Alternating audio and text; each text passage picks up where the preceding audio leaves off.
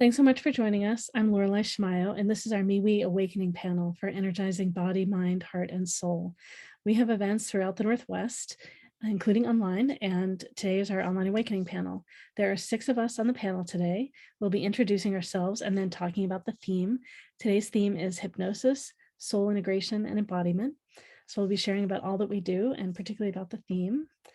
And then we're answering your questions. It's free to be here to listen and learn, and it's a small price to ask a question of the panel. There'll be information in the chat about how to do that. And we request that if you do want to ask a question, please pay first and then let us know in the chat that you've paid so we make sure we get you in line. All right, we're going to have all the practitioners go through and share answers. I'm going to go through and spotlight us. Let me get a bunch of us up here on screen first. Whoops. One moment. And then we'll go through and start our introductions. And I'll get me up here too. All right, great. So maybe let's go in similar orders before. Let's have Michelle, Susy, Henry, Marya, and then Patricia and myself. All right, go ahead, Michelle. Namaste. Thank you everyone for being here. I am a soul journey guide, Michelle Skoleski-Boyd. I'm an intuitive medium, Reiki master teacher, a clinically certified hypnotherapist, as well as a medical hypnotherapist. I'm also a 3 times best-selling author. I've done a lot of things in my journey here in this lifetime. I'm really looking forward to connecting with all of you who specifically have questions. Every single one of us here are going to be able to give you different perspectives, but what's beautiful about doing this, I've been doing this now for almost 1.5 years, is that every person that's here on the panel has your best interests at heart, and every answer somehow just kind of merges together in a beautiful way. And even if you're just here to just kind of witness, what's beautiful about tonight is that you're going to feel that there's some benefit for you just simply by being present and in the circle. So if you're ever interested in getting to know a little bit more of my work, you can visit soulfeltbliss.com. For now, just sit back and enjoy the ride. Thanks everyone for being here. Thanks so much, Michelle. Susy. Hey, it's Susy Parker Goins at Blue Lightning Healing, and I am a channel. So I bring source through so that it can physicalize for you in a way that's accessible so that you can have those heartfelt conversations and ask the questions you've always wanted to know. I use meditation or guided meditations to explore different topics and different situations like past lives. Past lives frequently leave imprints in your body, and so I can scan it. We can dive into it and look at it so that you can do the work to release it. I love to hold space and to facilitate people's growth. That's one of my favorite things, is when I'm talking to them and tapping into their energy and they go, oh, that's it. And we hit on something. And I love those moments. It's so liberating for a person sitting with me to actually feel seen and to understand that they can integrate all of these massive lessons we're working on with here, and to be able to physicalize them and embody them in such a way that they can move forward in their life.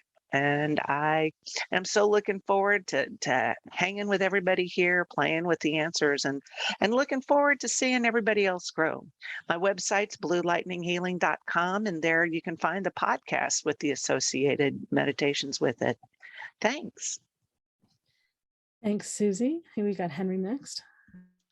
Hi, I am Henry India Holden at henryindiaholden.com, and I am a second-generation mystic, and I work, especially now after getting my certification from Pacific University, as an ecotherapist. So I help people with their life purpose or soul purpose or divine purpose. It depends on, different people call it different things. And what happens is that stuff gets in the way. It's not like we don't want to, or we're like, oh, I have no idea.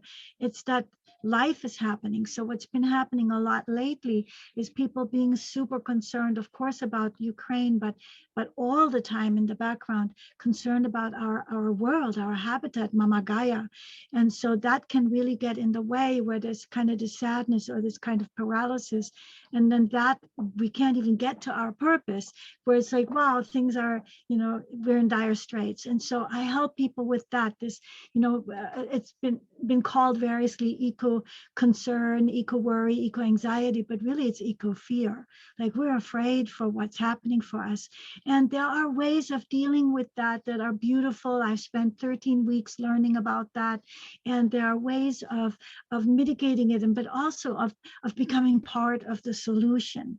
And so I do work with people on their soul purpose, and I use the sort of kind of hypnotic guidance. It's not like hypnotherapy, so I don't want to like pretend I'm a hypnotherapist. I'm not, but I like to help people get into a trance state so that they can access their higher self or their divine self or their true self. Again, the language depends on what you resonate with. And that's what I tailor my work when I do work with you. I tailor it to what resonates with you, because for me, it's all the same stuff. I love your journey. It's a journey. I love it. And my journey is to help you with your journey. And you can reach me at henryindiaholden.com. And I so look forward to working with all of us here this evening. And shout out to you all. I haven't seen you in a while. And I'm looking forward to you participants, to your questions. And, sometimes we don't know what should we ask. And so if you just breathe in nicely, deeply for a moment and say what wants to be known, then things will come up for you, I'm sure. Thanks, Henry. Marya, and then Patricia. Hi, I'm Marya OMalley. I'm a spiritual intuitive and medium, and I mentor people in the intuitive arts. I do what's called soul assessments, and that fits in with our theme of soul integration tonight. That service is when we have a soul-to-soul connection, and your soul talks with you and tells you about your mission, your purpose here as a soul incarnate, and challenges that you might be facing and expressing that. And also, I do readings. I do direct readings. I use cards, and they could be on any subject. When I mentor, my mentoring is tailored to your needs. So I work with informed beginners to advanced intermediates. And sometimes people want to identify gifts. Sometimes they know what they are and they want to develop them. Sometimes they are just curious and want to know more about spiritual gifts and how they might express them, whether they want to use them professionally or do it for themselves or just themselves and their friends and family. So I'm so glad that you're here tonight. I'm looking forward to your questions. I find that your questions always lead to insights for myself. So I'm looking forward to working with this wonderful panel, such great expertise here and experience, and everyone's here to help you, as Michelle said, so welcome. Thanks so much, Marya. Patricia. And it's Patricia's first time on one of our panels. We're excited you're joining us. Thank you, Laurel. Hi, everyone. My name is Patricia Eslava Vessey, and I am a hypnotherapist and NLP master practitioner, and also a fitness pro. And I've been a hypnotherapist for 14 years and NLP practitioner for 14 years and a fitness pro for over 30. Prior to that, I worked in social work and in management and supervision. So I've always worked with people. I knew at an early age that that's my purpose. That's why I'm here. I am here to help. And I absolutely love what I do. I retired from the state, but I created my own business 14 years ago, and I'm still doing it because so many of us out here need help. I mean, we all need support, even those of us that are practitioners. And especially now with what's going on in the world, I've never seen anything like this in my lifetime. And it's caused a lot of anxiety and depression for many of my clients and kids as well. I also work with kids, and And it's been my honor, a blessing to me to be in a position where I can support other people and help them through this difficult time. I just finished a conference, for presenting at a conference. I'm also an author. I wrote a book called Hypnokinesthetics, and it is a methodology that I created that combines movement with mental mind training as well. And so I just presented a workshop on that recently. And there are so many ways, as all of us on this panel have described, so many ways that we can offer support and help and encouragement to many people that are here tonight. And so I hope that you find our talks and our presence and our support helpful to you. Thanks so much, Patricia. Great to have you be part of the panel. Thank you. I'm Laureli Shimayo. I'm an intuitive eye reader and a body psychology coach. I read your eyes and read your soul, and then help answer questions about your soul, your purpose, your path. There are a whole series of lessons of how to embody and live your purpose. And so I'm looking at those kinds of things with people all the time. In my body psychology coaching, I'm looking at all kinds of messages that come through your body in ways other than your eyes, maybe some through your eyes as well, mostly about feelings, emotions, beliefs show up in our body. So all kinds of ways that you might be not fully accepting, embracing, right, flowing with your experience, ways that you might be able to like tap in and connect and open, ways you might appreciate yourself and what's coming through. And there are all kinds of ways of utilizing your body to shift and to open in places where you might be stuck. So all kinds of things like that. I'm looking at people all the time. I feel things in my body. I feel things just in my heart system in terms of feelings. I'm really strong with my mind, the things that I'm noticing, details and thoughts and knowing that come through me, all kinds of things. I'm excited to be here with you today. This is a topic we've not explored explicitly on one of our panels before. So great new things we're probably all going to be exploring and learning together. So it's free to be here today to listen and learn. Oh, and let's see, practitioners, if there's anything else you think of that you want to share about your work and what you do, sometimes hearing each other, we think of other things. If anyone has anything else, feel free to jump in. Oh, I just wanted to say that I forgot to add my website. My website is integritycoachingandtraining.com, and it's all spelled out. Great. Yeah, got that integration, integrity right in there in the name too. It's great. All right. Yeah. I have some specials, and Laureli put them in the chat, so you will see it there, and my contact information is there too. Yeah, and I'll put them in the chat again too. And actually, we have specials from some of us and not from everybody. So let me just check. Henry, I didn't have a current special from you if you have one. And Patricia, we do offer, if you want to provide a special, like some, it can be like a lower price on a session or a shorter session or anything like that, let me know. And I'll put that on the chat for people, in the chat for people also. Yeah, Right. what I offer is a free 30-minute conversation of your choice. People often use it to find out if we're a good fit. Sometimes they use it just to get a mini reading or to ask me something that is on their heart that's important to them. And you can just go to henryindiaholden.com and go to session rates, and you can find the link there. Or maybe Laureli, I will send it to you so you can put it into the chat. Yeah, it's great. And I've got it right here too. But yeah, Oh, you have it right here? Yeah, I just typed it in. Yeah, I'll put it in the chat again too in a moment. Okay. All right, great. Laureli, I do want to let people know that I do offer free consultations, and those consultations can go up to 45 minutes. But I also have a free hypnosis recording for stress release on my website. So if they go to integritycoachingandtraining.com and click on the link, they can download a free hypnosis recording to help with stress. Great. It also helps with sleep, I'm told. That's great. I'm getting that in the notes in the chat too. So I'm getting that in the notes, and then I'll paste that in the chat shortly too. Okay, great. Well, so for all of you that are here today, it is free to be here to listen and learn. It's a great opportunity to practice opening your intuition.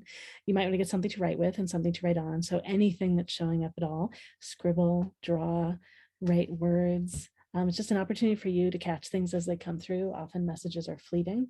You can compare what comes through you with what we share. Some of the things that we share might be exactly the things that you've picked up too. And so it's great confirmation. And you might have lots of other things come through that are very valid that we happen to not share. Keep in mind that this is a public forum. If you'd like to ask a question, it is a small price to ask a question of the panel. Maybe let me put that in chat again right now while we're talking about it. Say what the price is too. Oh yeah, thanks for your special, Henry. I'll get that. So it's $20 to $28 sliding scale to ask a question. And we do offer a lower fee of $12 for BIPOC folks as a step of making reparations. So if you'd like to ask a question of the panel, we request that you pay first. You can pay by PayPal or Venmo. I can run things on Square if we need to do that. Let me know in the chat that you've paid and I'll make sure that you get in line. And we go through and answer our questions. Yeah, it's really exciting to be here doing this together. And we do request that if some information comes through you while we're answering someone else's question, that you allow the attention to stay on the panel. So please keep what comes through you to yourself. And then when we're done answering that person's question, you're welcome to private chat them and ask them if they'd like to hear what came through you that might be for them. Please honor whatever they share. They might feel full and not want it right then. Please trust that it came through you for some other reason. I think those are all the basics for getting us started. I don't know of anyone that's in line. Oh, Henry has something. Go ahead, Henry. Yeah, I just forgot to mention one thing. In order to sort of bypass getting too intellectual in the work I do with people, I'm using the tarot to kind of connect with our higher self. So that's what I'll be doing this evening. I'm also a tarot reader, so I always like to use this. That's great. And I just made you a co-host too. Did you want to just say anything about your cards before we get started? Yes, of course. I developed my own deck, so it's the Mystics Tarot and Oracle deck. So it's the major arcana as well as 11 other cards that they're just divine download. It reminds me a little bit of Susy being a channel. I mean, I think we all are to some extent, but of course you have really built that out and become proficient, and you know that's been your calling. But for me, it's certainly when I made these cards, I felt very much divinely guided, and yay, just the other day, about 2 days or 3 days ago, I completed all the designs. So we're very close. Now I just gotta process it all so it can be sent to the printer. Yes. Great, great. So exciting. All right, great. And oh, and Michelle has a great idea. Yeah, Michelle, I think that would be lovely. Let's go ahead and do this. So namaste, everyone. I feel really guided to like lead everyone into just a little mini meditation. I feel like it's going to set the space, and really everybody's here to kind of experience a little bit of soul integration and embodiment and hypnosis. And so why not? So if it feels good, I'd like you all just to kind of close your eyes and to settle in, because that's what I'm going to be doing. So if you see my eyes closed, it's simply because this is what works for me. So I'd like everybody just to set your intention as to why you're here. Everybody's here for different reasons. Some of you are here because you're missing loved ones. Some of you are here because you're curious.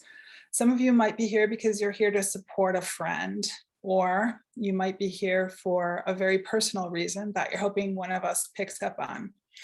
What I can share with you is that I personally really appreciate when people are very authentic and open and honest. It works best for me rather than someone holding back. So whatever your reason is for being here, just bring it forward into your heart as best as you can as you focus on your breath. And notice how it feels to either be seated or lying down, depending on where you are. And just say thank you to your body, this beautiful body that's the vessel that allows you to move and to experience this human experience. Your beautiful soul gets this opportunity. Just simply say thank you. And saying thank you to yourself and acknowledging the breath is a really good way to connect with the essence of who you are, with your true self. Some call it higher self.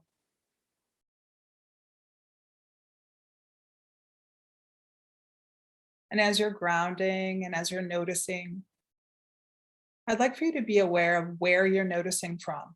Many people notice from the top of their head. They stay in their head brain and they kind of look out their eyes, even though their eyes might be closed, and they perceive the world in that way. I'd like for you to notice what it's like to perceive the world from your chin. Just go into your chin for a moment and breathe from there.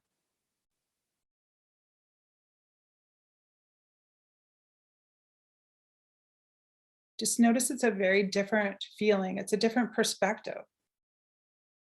And it really brings you into your body. It brings you into your breath.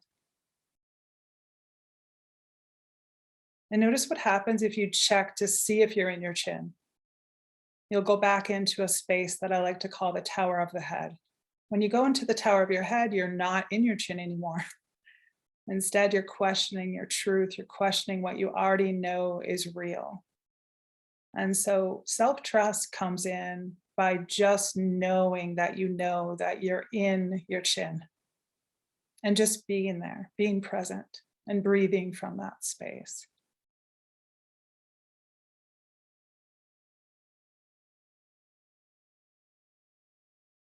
And notice how the heart begins to slow down and the breath begins to connect. The in-breath and the out-breath begin to flow in a beautiful wave-like motion. And notice what it feels like just to drop down even lower if you can. Just notice if you're aware of the rising and the falling of your chest as you breathe in and as you breathe out.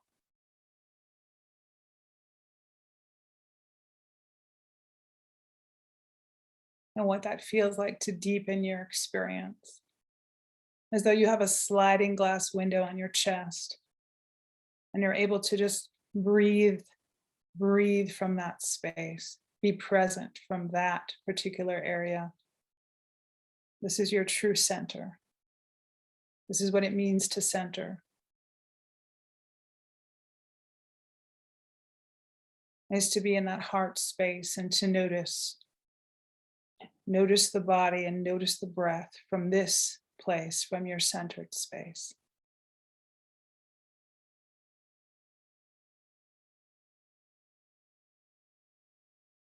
Good. So just send some thanks to yourself for that self-awareness and for deepening your self-trust. And continue to be honest with yourself in terms of why you're here and what you'd like to experience. And I look forward to helping anybody who has questions, as I know the entire panel is here, because we're here for you. So thank you for the opportunity. Thank you, Michelle. Anyone else has anything they want to offer as we're getting started? Feel free to let us know. Anyone else on the panel?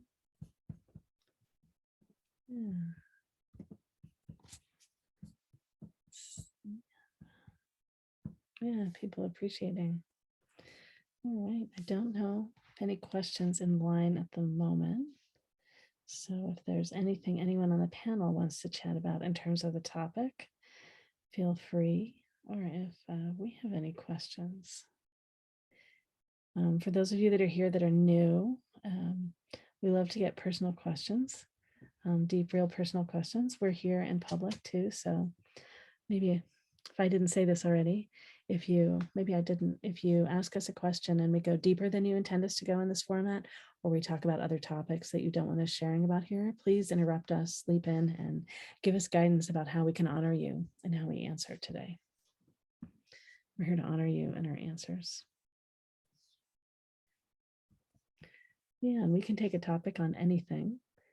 It can be related to the theme, and it may be that we give you answers that are related to the theme, or whatever your topic is. I guess maybe one comment I can make too is that all of the MeWe events started because of a practitioner that practiced hypnosis. There was, I didn't realize that I was doing anything intuitive. I was sharing more as a coach and as a bit of a scientist, a personality scientist. And I had a colleague elbow me and say, hey, you better figure this out. You're doing claircognizance. And I had no idea what she was talking about. And when I moved to the Pacific Northwest, I'm like, oh, I gotta do this. I gotta figure this out. I went on Meetup, and a new groups that come by. A new group started called the Psychic Gallery. And I went to the first meeting, and there were 6 of us, and we were sitting in a cafe. And the group was started by a person who practiced hypnosis who had moved from California, where she wanted to start a group, Psychic Gallery group up in Portland. And so they needed a place to meet. I fit in. They need a place to meet. Like, we can meet at my house. And so we had a second meeting and a third meeting. And I think maybe by the third meeting, she wasn't coming anymore. Some other things came up and pulled her away. And so we kept meeting. And maybe the fourth meeting, someone said, hey, let's have an event where several of us share our work. I'm like, okay, let's do that. The original meetings were just colleagues and interested community members just sharing about our work and about interest in metaphysics. And so we had the first fair in my house with 6 of us in my living room. And after month, growing to 11 people, and then finally renting out venues and in-person fairs, I realized there had to be a way to run fairs online. And so we had our first online fair a year before the pandemic, and then have had lots of events online since then. These panels, like the one that we're doing today, we used to do in person, call them Night of Messages. We did them at night, and we answered questions from people in the audience. And we used to charge everyone and briefly answer a question from everyone. We had fewer people on the panel, and then moving online, decided to make them free events and that people pay to ask a question. So that's the evolution of all of the MeWe events, come from someone that practiced hypnosis. So great that we're coming back here again. Her name is Heidi. Yeah, there's a little bit about her on the MeWe website. Yeah, you remember the living room fairs. Oh, that's great, Daniel. I didn't realize that you were coming then. Oh, see, then there are people that are still here that I don't even realize go all the way back. All right, great. Okay, and I think I've got a question in line. Let me go double check. And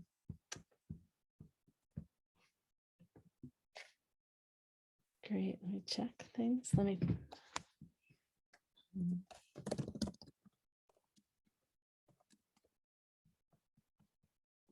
Sometimes these sites don't update as fast as I want them to, and we'll get our first person set up and going.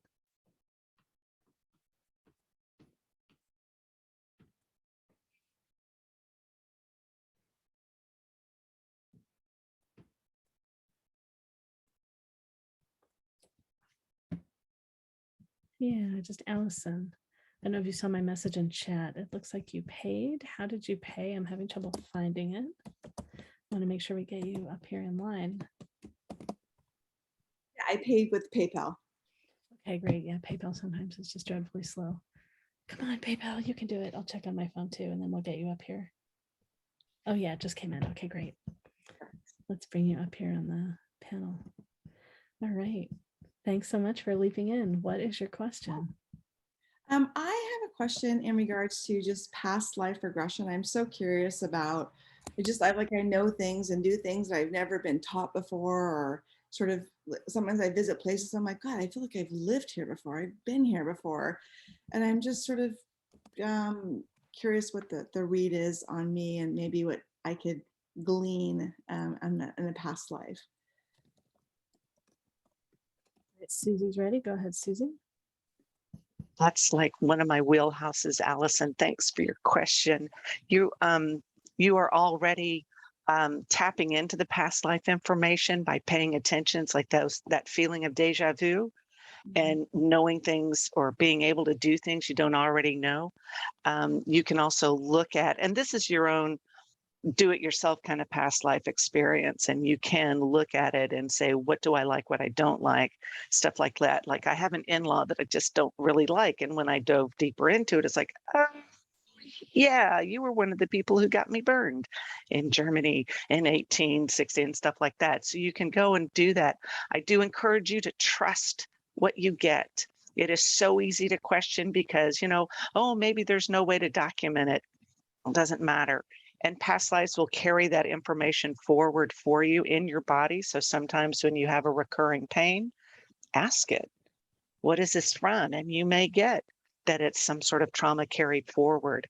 I was able to experience hypnosis and a past life regression there before I had some big surgery going on, and we uncovered a past life in which it was, yeah, let's just be fully transparent here. It was a World War II lifetime, and she was vivisected, and it was all for to make some Nazis happy and to figure out stuff, and that internalized massively. And so even to this day, so we're talking like 7-8 years ago, when I set her over in this beautiful library room so she could look and read all the books. And, having this topic come up for the event, I'm like, oh, I need to go talk with her again. But it is very possible. There is a gentleman named Brian Weiss. He was doing hypnotherapy on a patient, and she came up with these past lives, and he was floored by it. So then he shifted his focus in his practice to be like one of those people who you go to about past life regressions. I've got a podcast that's devoted 4 episodes to it, the simple ones, deep dives, and then meditations that go along with it. You will find past life regression YouTube videos all over the place. And then we have these fabulous practitioners who could take you through it live. Any of us could take you through it live, but you will uncover a whole lot. What else? Have you looked at New Orleans for past life things? How do you feel about New Orleans? Because I feel like in like the 1640s or something, you had a lifetime there. And that was before the time of the Louisiana Purchase, right? So we're talking something deeper, more connected to the land and not just some conquerors coming through. But I do encourage you to look at those things that you feel connected to, whether it's, oh, I absolutely love this and I don't have any experience with it, or those things that you are not so drawn to, and see. And you can look and find what sort of past lives are attached to it. Thank you. I'm wondering, did I answer the question? Rambled. Sounds great. Thank you. Okay, you're welcome. Okay, Marya is ready. Go ahead. Hi, Allison. Hello. I'm going to just tell you a little bit about my experience. It's been mostly spontaneous, so to speak, but a good part of it started with feeling that I wanted to know more about my past lives and just putting that out to spirit. And I remember fervently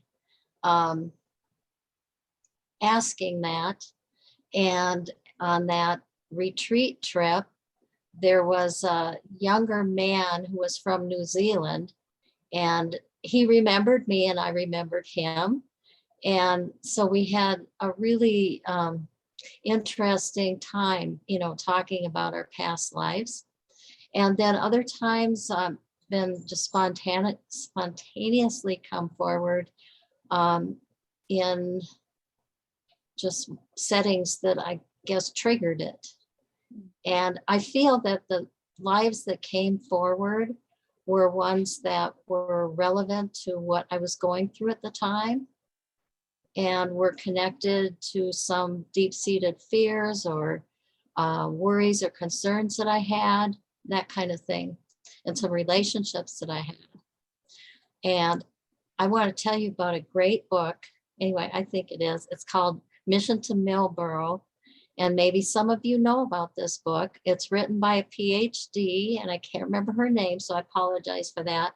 She was a hypnotherapist in Lake Elsinore, California. And she had a man that came in to stop smoking, and he started talking about a past life, and she was like kind of blown away.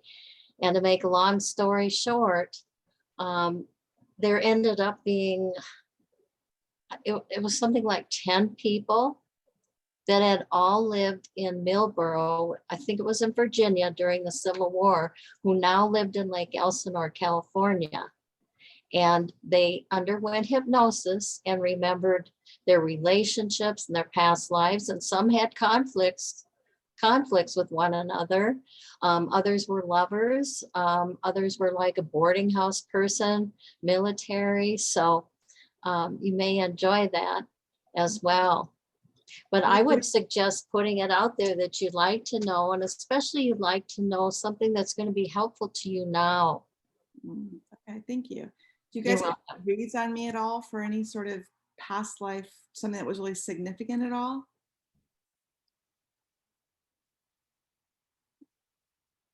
Henry's good there. Yeah, so I didn't get a hit right away, and then I figured I'll pin you. When you pin someone, then you see their face. And I suddenly felt like I recognized you, recognized some other lives. So I don't know if you think of it this way, but I often, well, not often, but the times I work with my clients and the past life thing comes through, it's not necessarily a lifetime that was before they were born, but sometimes overlapping. And I think somehow, and some other people here who are more, where this is their central thing, they might understand this, but like on a quantum level, you know, time is not linear. Like it's not one thing happening after the other. So I mentioned that because what I get from you, and I might have been shy, but my own personal experience with past life regressions was that I was a man many more times than I was in a female body. And so the hit I got off of you was one specific life, which was in a male body. And this was, I was initially going to say in the 50s, but then I got a sense of that it was in the 40s. And I'm getting a hit from this life because it feels to me like that life is really affecting your life now. So are you noticing at all like an affinity from like from those decades, 40s or 50s, like maybe in terms of what the values were? Like I think in terms of integrity and honor. That's interesting. I often tell myself I need to be part of this generation of women, because I feel like if I was anything younger or born earlier, I think I'd have a lot of struggle being a woman in any other time. So I'm often grateful that I'm a woman now and not like my mom's generation in the 40s and 50s. Like that would be actually awful. So maybe there's empathy there that's part of being in a man's body. Yeah, I think that you were maybe even not just this one life, but maybe a number of other lives that you were you're maybe like me, more accustomed to being a male. And so perhaps like I see what my lesson is. So perhaps, you know, perhaps that one is yours as well. I found that I'm not particularly happy, like I'm non-binary, right? I'm not particularly happy experiencing myself in a female body, but there are certain kinds of benefits to it because when the testosterone is not so loud, there's all kinds of other experiences you can have in life. You know, when you're in a male body, the testosterone is very driving. And so when you don't have as much of it, there's a certain fineness, like as opposed to coarseness, fineness with which you can tune into some things. So perhaps that's really a wonderful opportunity for you. Does that speak to you at all? Yeah, it's interesting. Yeah, the juxtaposition of the sexuality or the gender rather. Yeah. Yeah. So I always feel like I have a Native American. Whenever I hike in the Olympic National Park, I always feel like I was a Native American man.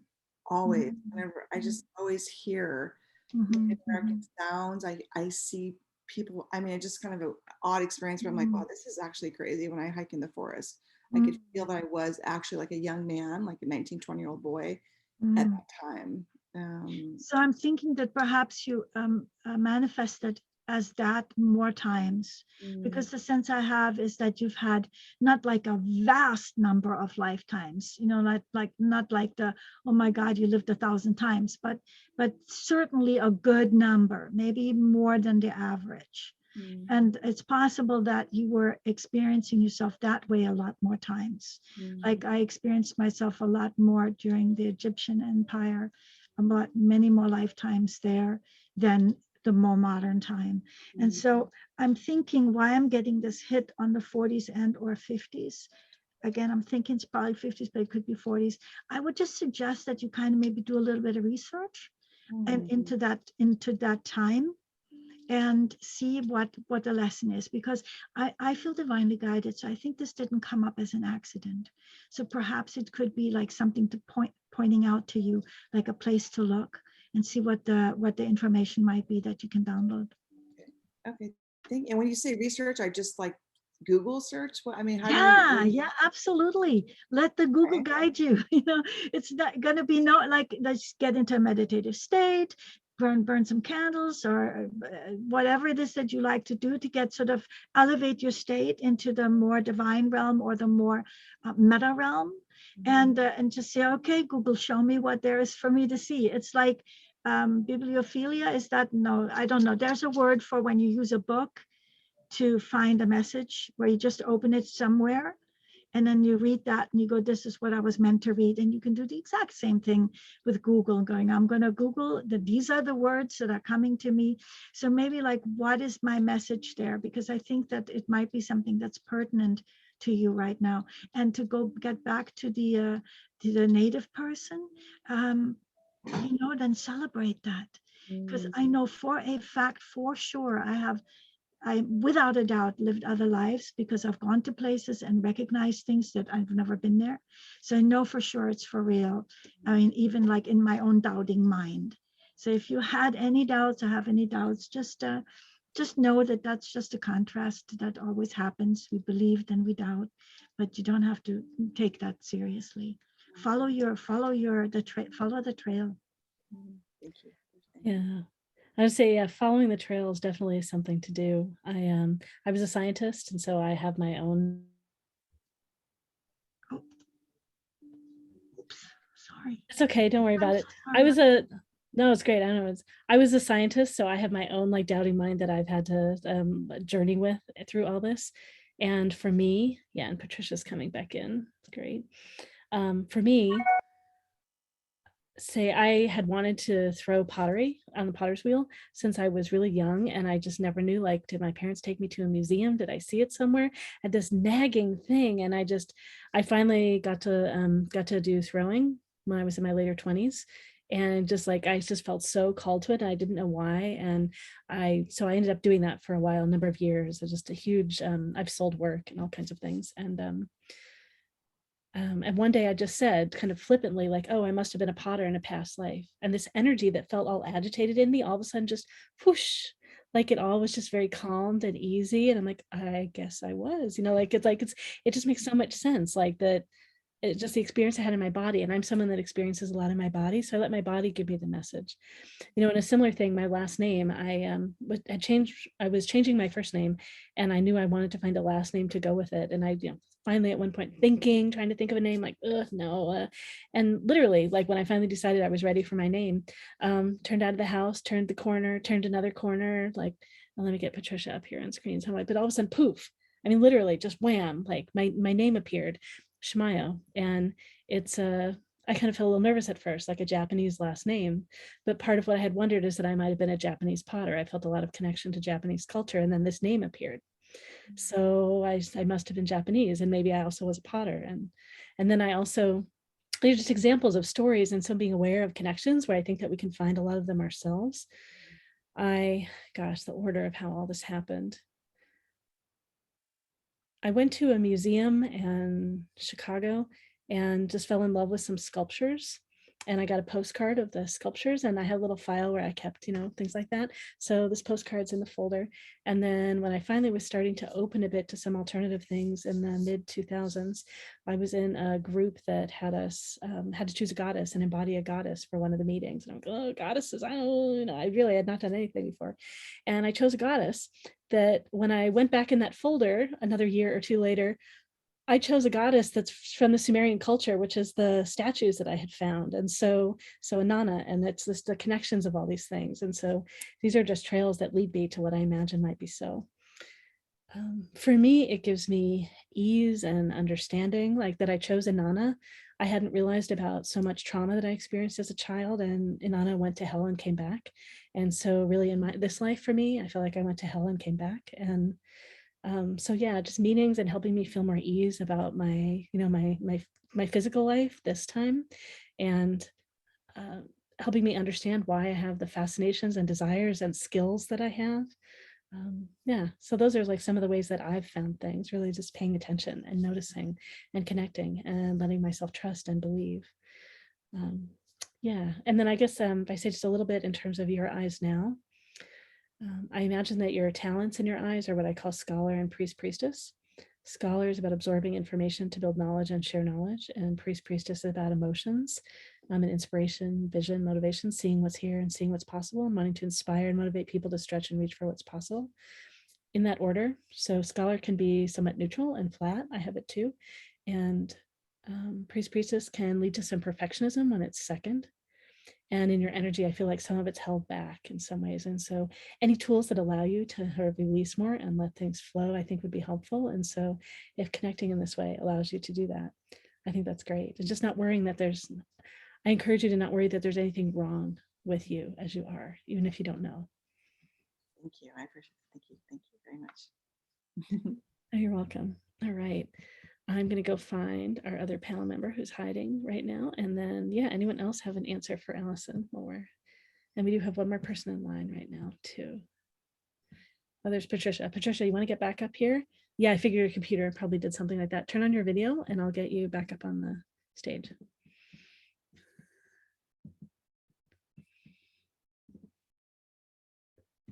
Great. Yeah, so anyone else have an answer for Allison?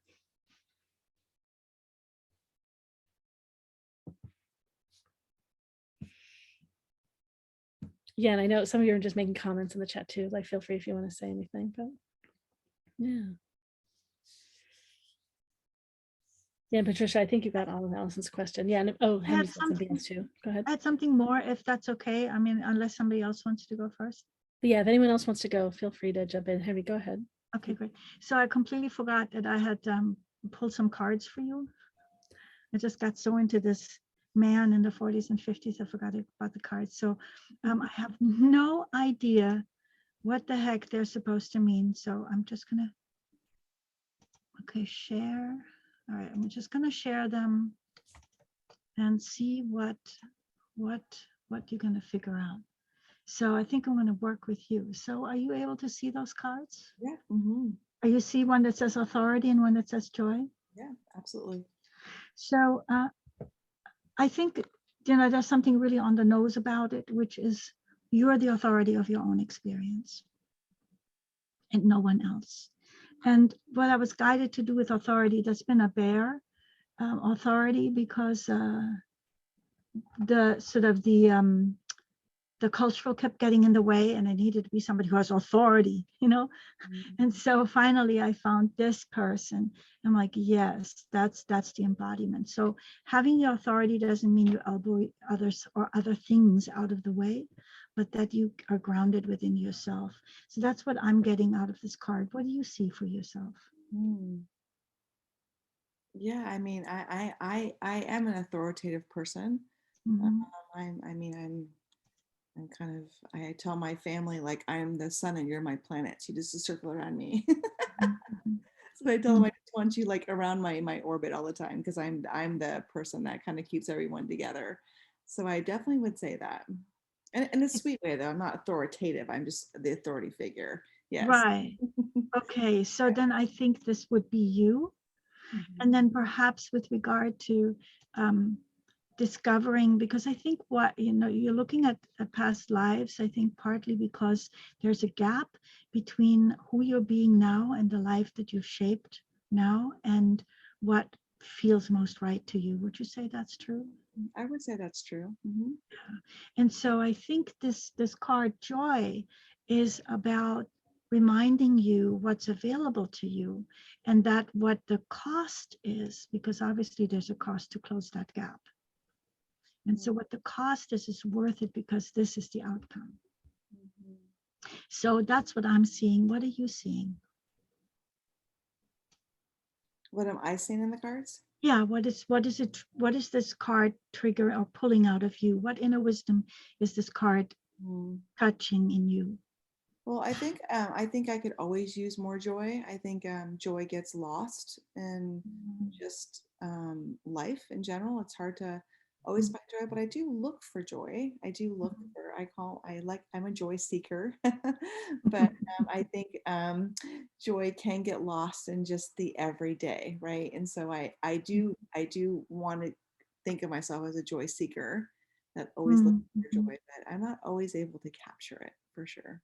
Yeah, and I think that perhaps right now this card is coming up because it's like there should be, or there can be, like as an invitation of a commingling of joy and authority.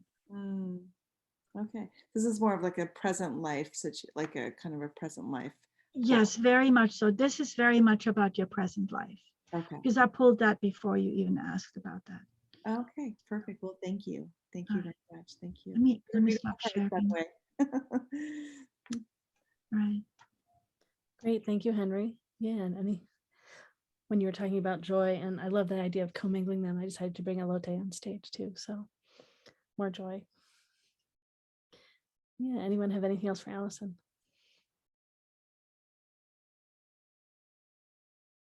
All right, great. Thank you so much, Allison, for your question, for getting us started. All right.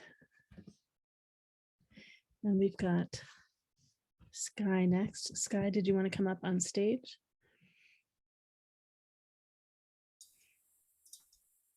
Sure. Okay, great. And what is your question?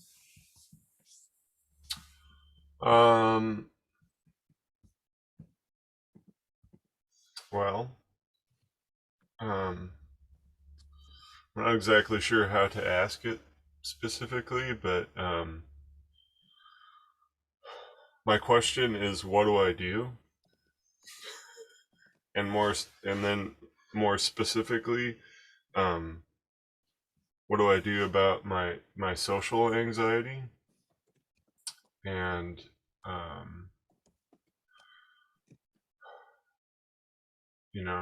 I mean, I guess broadly speaking, that's what I'm looking for. Is there any way that is there any knowledge that you can give me, like in a broader, like past life context, or anything, is there like some part of my soul that needs to be integrated or something like that, or any kind of intuitive, knowledge about that? Because, in my past, I've had that a lot, and I feel like it comes from experiences in this life, but possibly that it might be also tied to experiences in previous lives. And somewhere shortly before Easter, something changed. Like there was a shift, and I work as a grocery store cashier, and so suddenly now I'm getting like intense fear, basically, like when I'm looking in other people's eyes, to the point where I'm like asking myself if I'm gonna have to quit my job, and it's kind of getting out of hand. On the other hand, it's also been, I've been using it in a spiritual context, to try and act as a catalyst for transformation. And I've been making, and it's been really useful in that context, but also, there's some core that I haven't been able to get to yet. So is there any useful information that you guys can provide for me? Yeah, great question. Thank you. Yeah, and you mentioned past lives, and I'm totally thinking about hypnosis too.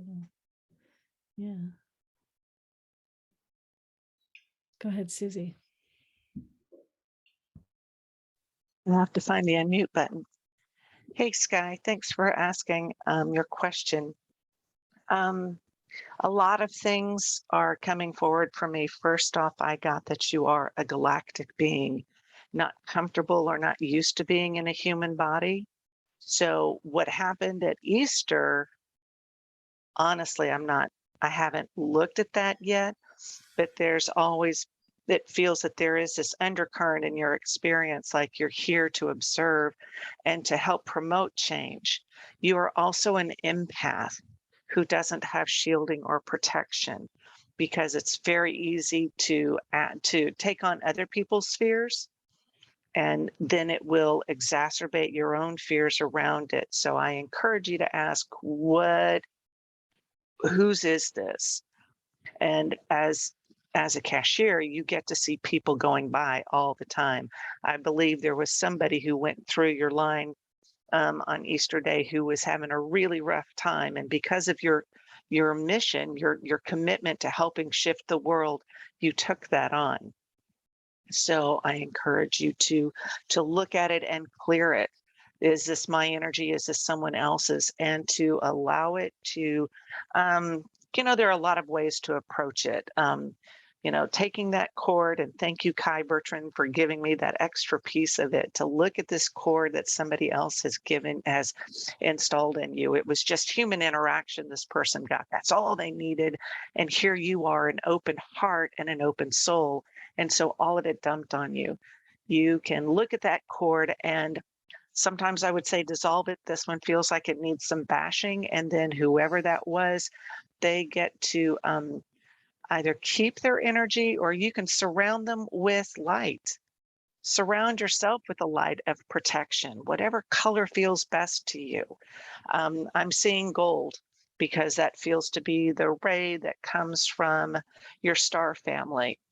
And that connection to your star family is going to help you navigate better in the human body than trying to connect with other humans. And as you are working on your healing, as Peter Levine says, as one works on their healing, they help others to heal, whether it's through permission or through the energy shift or whatever. What else do I have? You're an empath, shielding and protection. I think what I wrote down was that you fall into other people's experiences. Laureli uses the eyes to access other people's experiences, and it feels to me what happened to you there. So bringing yourself back, it's going to take, I think, conscious effort for you to ground yourself, reassert yourself in your experience. That could be through meditation. That's part of your soul integration. And that can be a meditation in which you see yourself in a safe space, and what you have going right now, that's safe, and you can look and envision that part of you that is detached and call it back in. Call in your soul family and have them re-imbue you with that energy of heart, of protection, and of light. And accept it. Believe that it happens. Yeah, that's what I have. I hope that helps. Thanks, Susie. We got Henry and then Marya. So Sky, it's good to see you again.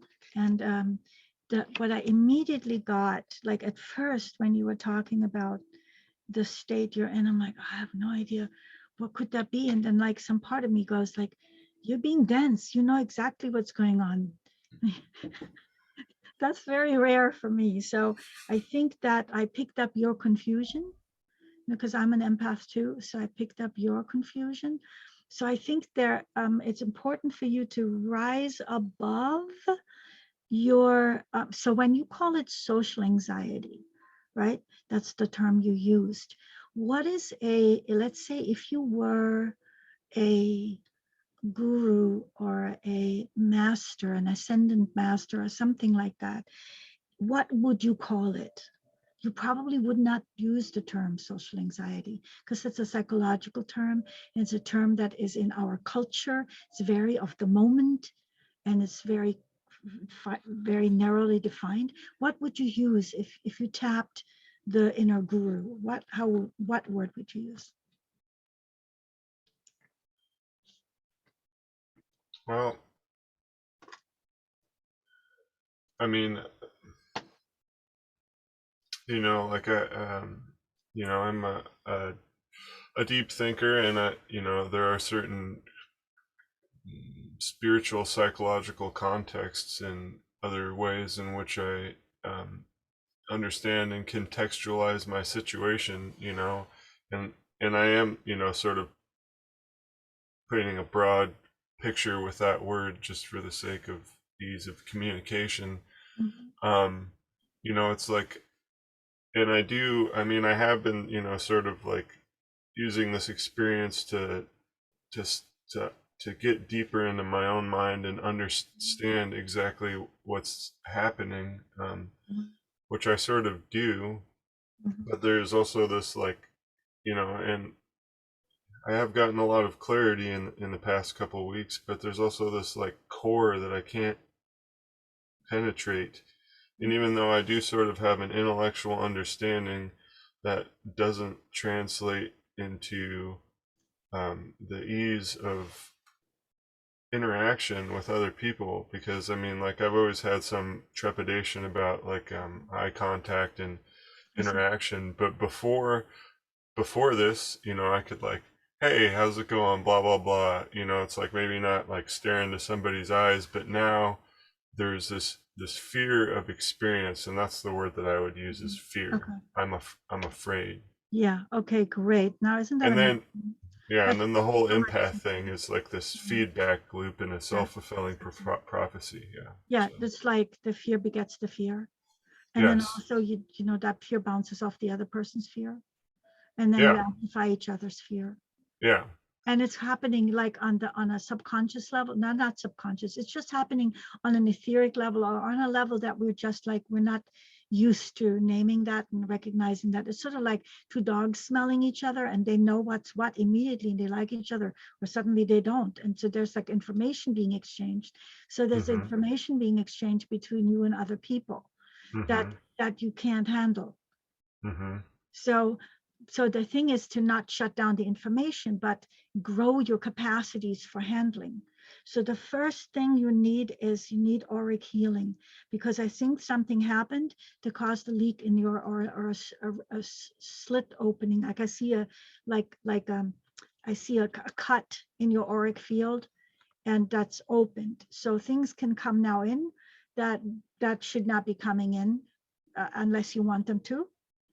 So find somebody who does auric healing. That there's plenty of people. I've had an auric healing done after I had a hysterectomy, and it was just life-changing.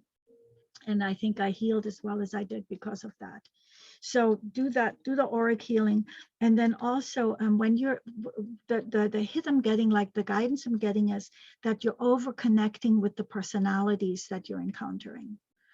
So when a person comes up and they bring their groceries, there's two things going on. That's the divine walking in that body, but there's also a personality. And I think you're over connecting with the personality. And if you can pull back from that and then open your eyes, like open your inner eye or your third eye to see the divine that animates this personality, that's going to shift how much you're affected. Does that speak to you? Yeah. I mean, that's something that I've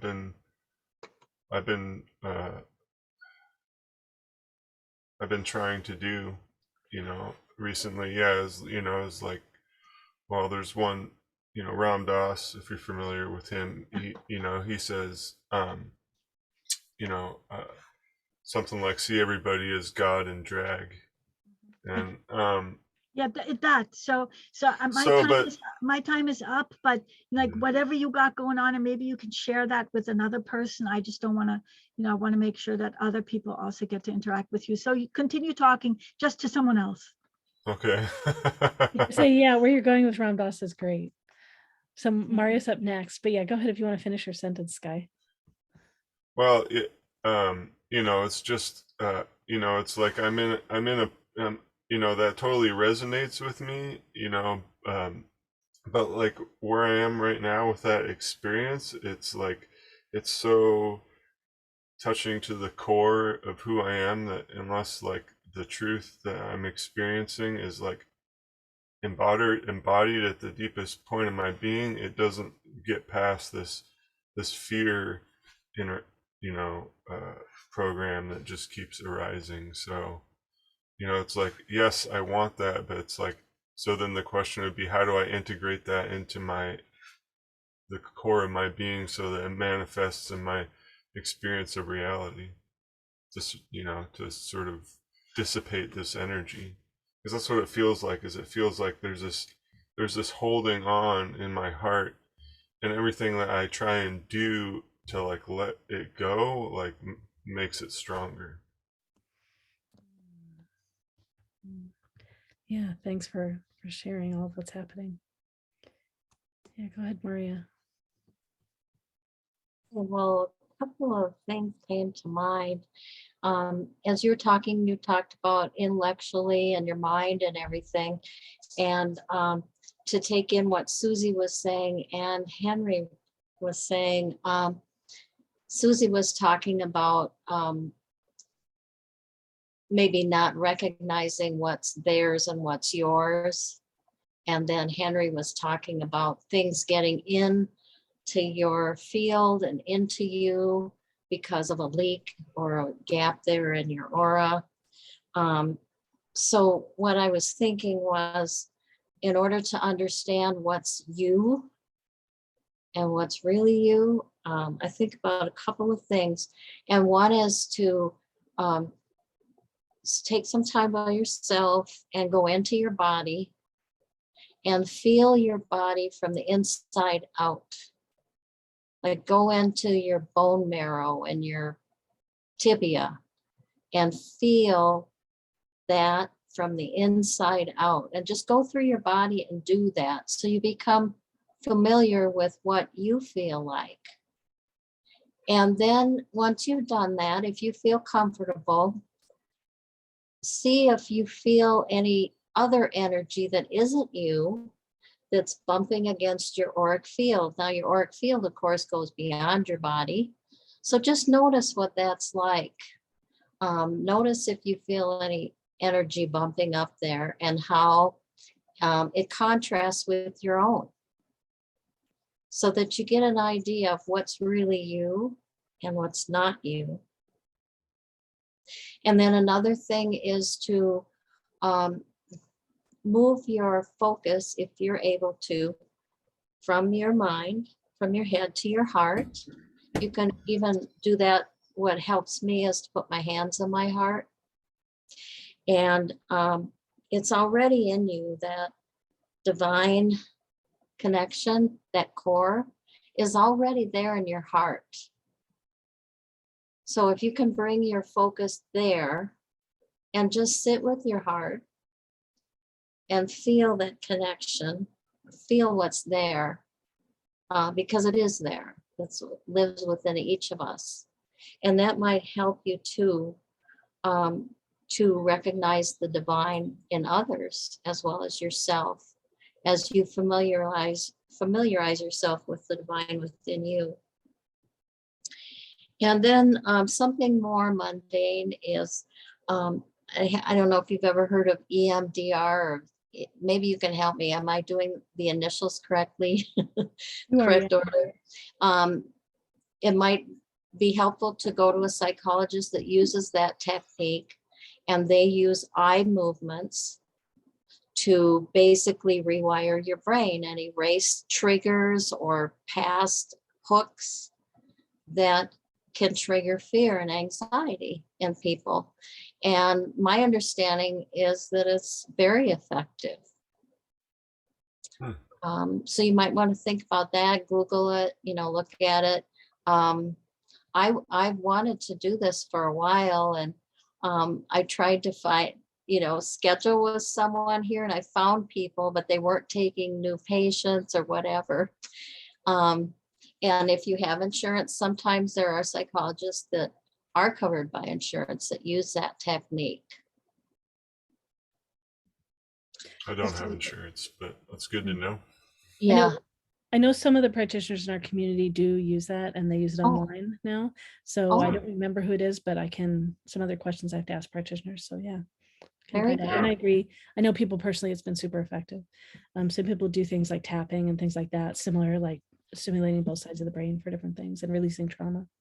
All right, Patricia has something. Go ahead, Patricia. Well, first of all, I just want to say, you know, I really like the feedback that Henry and Mara gave about your situation. But it sounds like what I heard you saying is that that you want some help with what you're calling it social anxiety, and that you've had this for a long time. But something happened that made it more intense. You used to be a person who would say, hey, how's it going? And now, because something happened, you are having trouble even looking in people's eyes. And you're using it as an opportunity to say, okay, what's going on and how can I grow from this? But it seems what I heard you saying is the more that you focus on it, seems like the more you focus on it, the worse it gets. Is that what you said?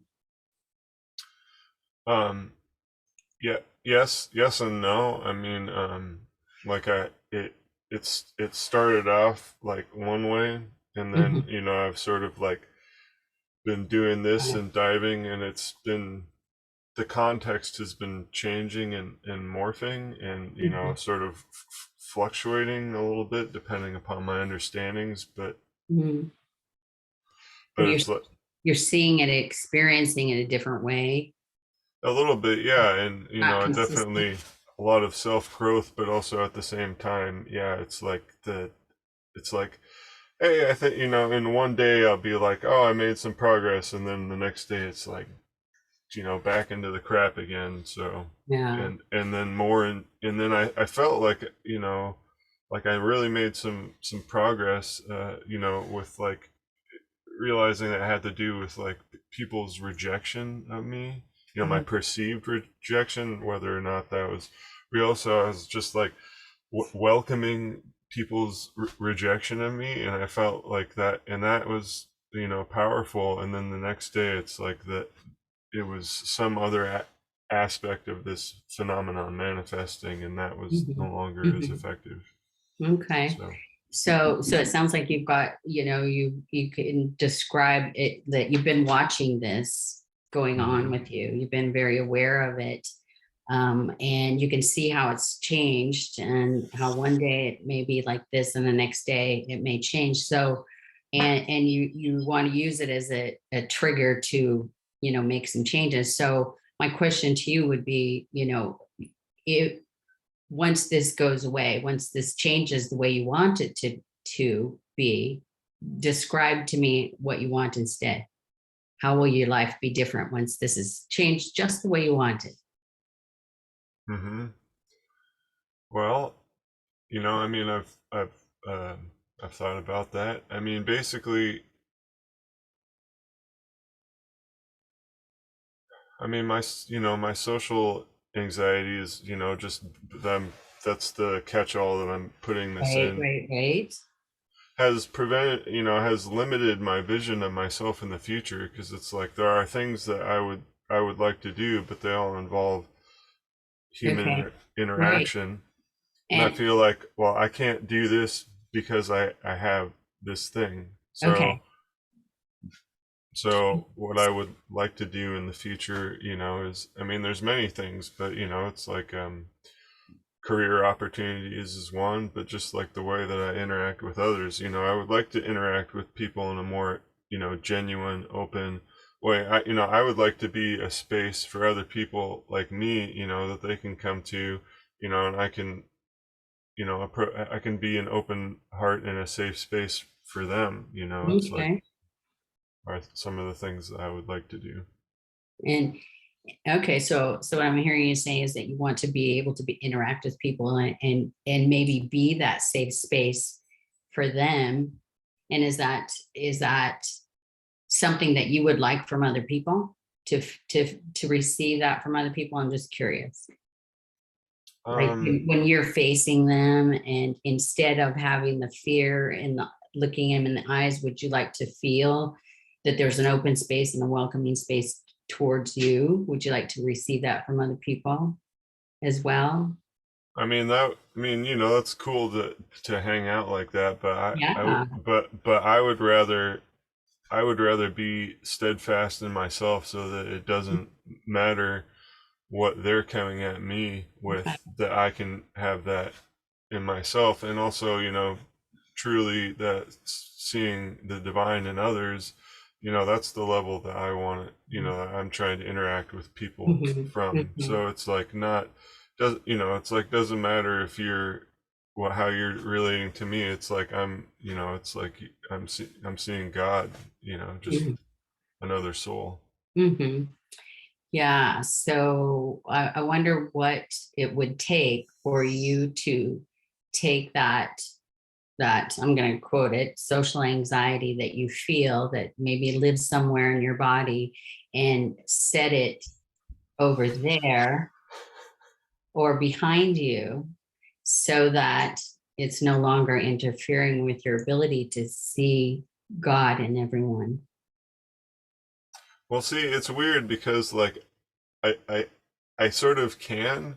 It's come to the point where it's very focused on the eye thing, because it's like basically what I can do is, as long as I'm not looking in people's eyes, I can relate to them, as I want to, and then we can have normal healthy interactions. But it's just that, like, when they see into my eyes, then they're immediately like, ugh. And as soon as that happens, then it's like, I can't, I guess, my eyes in general, I think, are kind of like powerful or something. Yeah. So they elicit reactions in other people, even if I'm, not feeling fear. But when I am, like, it seems like my emotions very much come out through my eyes. So it's like I can't hide it. And I'm very empathic. So as soon as they sense that, I instantly sense it too, and it just You can just pick up on it. Well, and it sounds like eyes, and I'm going to need to end my contribution here. But it sounds like eyes are very important to you, and I would concur with the other feedback that you got, that EMDR might be a really great remedy, and a support for you to be able to get to that place that you want to be when you look at people in the eyes, and change that experience that you're having now. So, okay. Yeah. And hypnotherapy and NLP can help as well. There are lots of good modalities out there as well. So thanks for the question. I just want to cycle back. I know Susy mentioned shielding, and Michelle also mentioned in the chat that there's some techniques that she can do that probably Patricia can do that are going to be similar to EMDR. So yeah, get to hear more of that from Michelle, or whatever else Michelle wants to share. Go ahead. You're still muted though. Yeah. So namaste, Sky. I have a question for you, because I was listening to some of what you're saying, but really following a lot of your energy. My question for you is, what happened on Easter? Well, I don't think it was I think it might have been Good Friday, actually, that so it was right around that full moon? Yeah, probably. Okay. What occurred?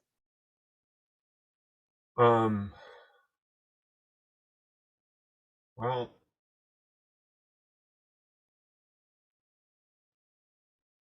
I mean, it was just some, like, I mean, I don't know. I don't think it. I mean, it might. I mean, my thought is that, yeah, it was some kind of astrological arrangement that sort of tapped on something that opened up what was previously, because I've been doing a lot of Rubik's Cube, unlocking of myself over the past couple of years, things that were so So yeah, it was just like some social interactions where like, where the feelings that I wanted to keep hidden were not allowed. I couldn't keep them hidden, and they come out, and Yeah. and then the perception of other people perceiving that, and me being like, Yeah. fighting against that. Okay. And I think that there was sort of an extreme moment there. Okay. So tell me about this fear that you're feeling. How long has that been going on? Well, I think it's been going on since I was a baby. Okay. So you might have came in with it. No, I mean, possibly it's it's an interaction that I had with my mother that might have touched on something that happened in a past life. Okay. It seems to resonate with me, but it was definitely an experience in this life that is very powerful as well. Okay. So if I'm understanding correctly, you had an experience with your mother in this lifetime as a baby that triggered this fear. And it sort of was a residual energy with your mom. And then you had the same kind of a intensified fear where the pocket really opened right around Easter. Okay. So what I would ask you to consider is first of all, have you done any shadow work on yourself? I mean, yeah. Okay. So it feels to me, because you said, and I was listening very carefully to this part because your energy really shifted when you were talking about it. You were talking about how sometimes when you go deep within yourself and you try to connect and you want to be able to release some of this fear, the harder you try to release it, the more it takes a hold of you. Do you remember saying something like that? Well, the more solid it gets. Yeah. Yes. Okay. So you have a shadow self. Let's call it a parallel universe reality, a different kind of being that is also you. It's think about Darth Vader, right? It's kind of like that, okay? Where you have two different energies that are in parallel realities, where one of them is not wanting you to step fully into your integrated version or into yourself. Because if you do, that fear is that you're going to die. When in actuality, you're going to become the highest version of yourself possible. Okay, so you've created a code or let's say a backdoor. I can see the energy in terms of, it's almost like because you're so intellectual, what you did is you created a foolproof way of keeping yourself from integrating, because if you do integrate in the past, that meant death for you in another planet or another world, right? But in this case, it's going to mean true ascension. So in the way that everybody was talking about, as far as you're putting protection on yourself, it's because you need to protect yourself from you, because there is a part of you that's self-sabotaging this, that's afraid of integration, because you've had a fear of a past life that if you do integrate, then you're going to die. And it is tied into your mother, I can feel, in the fact that once you did integrate in another lifetime, she then killed you, right? So that then of course is going to carry through, especially she's supposed to be your maternal, your protector, and it doesn't feel that way as a baby because you've got proof that she wasn't necessarily showing up for you in that way. So long story short, you are keeping you from integrating, and the best way to approach this is to go into, my opinion, is to go into a deep hypnotic / possibly past life to retrieve the code that you created for yourself, where you know for sure that it's safe. Because it's like when we put passwords on ourselves, or cryptocurrency, where we have to like have a certain thumb drive and then a certain code and a certain password and a certain this and that in order to get to it. You have so many different steps before you can integrate with yourself, because you knew you needed to do this to protect yourself. And the only way to access it is to go deep within yourself, the very place you've been avoiding, by the way. It's going to be necessary for you to do that in order for you to integrate. I hope that's been helpful.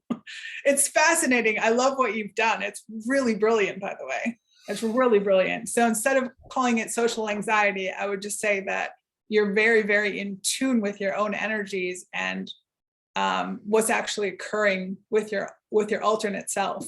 It's fascinating to look at it. It's intriguing, and it feels like it's going to be really fun. So enjoy it.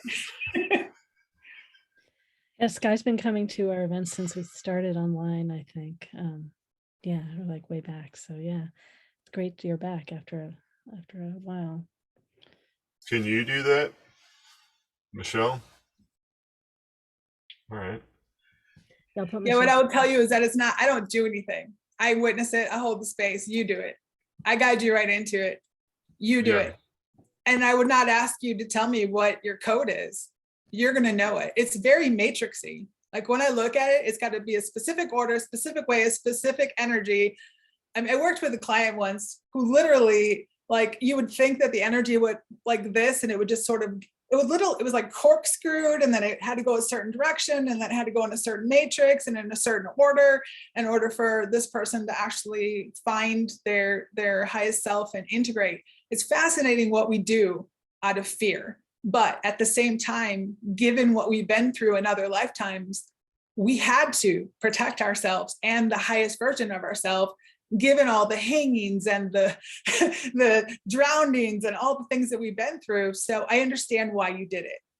And that being said, kind of like Henry was saying, you're safe. This is the perfect lifetime to allow yourself to be who you are and to step into who you are. And it feels like right around that beautiful full moon, that pink, beautiful full moon that we had, it was like little sprinkles of recognition came back down, and now you're causing yourself to become so uncomfortable that you have no choice than to actually find yourself again. So I find it fascinating. I think it's cool. Good job. You got this. I totally resonate with everything that you said, so that's awesome. Thanks. Great. I just put Michelle's information in the chat again for you too. Oh, good. All right. Anyone have anything else for Sky before we finish up? Great. Thanks so much, Sky. It's great to see you again. Thank you, and thank you, everybody. All right. I don't think we have anyone else in line at the moment. So if someone else is wanting to ask a question, this is a great time to leap in. We do request that you pay first. I just put the information in the chat. You can pay by PayPal or Venmo, and please let me know if you have paid and I have not noticed yet, so we make sure we get you in line and get you up here.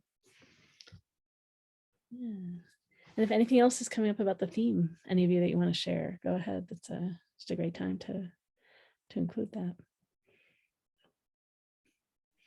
Just thinking, I guess, soul integration and like reclaiming past parts of ourselves and things. I'm thinking about shamanism, and I guess maybe there aren't that many of us that right, specifically practice so much shamanism. Some of us have connections and some of that, but yeah.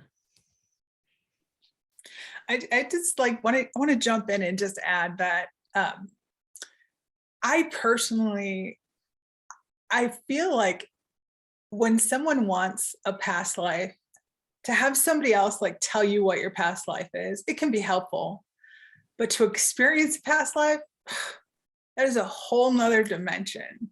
And so for those of you who are drawn to this very topic, I just encourage you, there's so many like YouTube videos out there as an example. So if you meditate and you know how to meditate, there's some really good videos just to get you started in terms of just noticing what comes up. And sometimes it's just a simple, flash or a vision, or boy, it feels like I'm a man, or it feels like, I'm in a certain era or genre, and it's kind of fun. And at the same time, I will also add that we can be in a particular pattern of a past life where, as an example, there was a lot of clients who came to me who during COVID started to lose their hair. And I don't know if anybody knows what happened, like clumps and clumps of hair in the drain, where it almost seemed like they were going through chemotherapy. And they were, what is happening? What is happening? What is happening? And every client that I took into past life, including myself, because this happened to me, it was all like literally going into our feminine energy and reclaiming ourselves because of what had happened during the days of the hangings and the drownings and the fire burning back in the days of being accused of being witches. So our hair was falling out in clumps to really cause us to heal those aspects of ourselves. And once people recognized what was going on, and some of you, just as you're listening to this, you're getting that recognition, and your hair will start growing back, no problem, now that you're healing it and understanding it. We as a global, as a society, we are reclaiming so many aspects of ourselves. And I always tell people, whether you call it past life or not, really doesn't matter.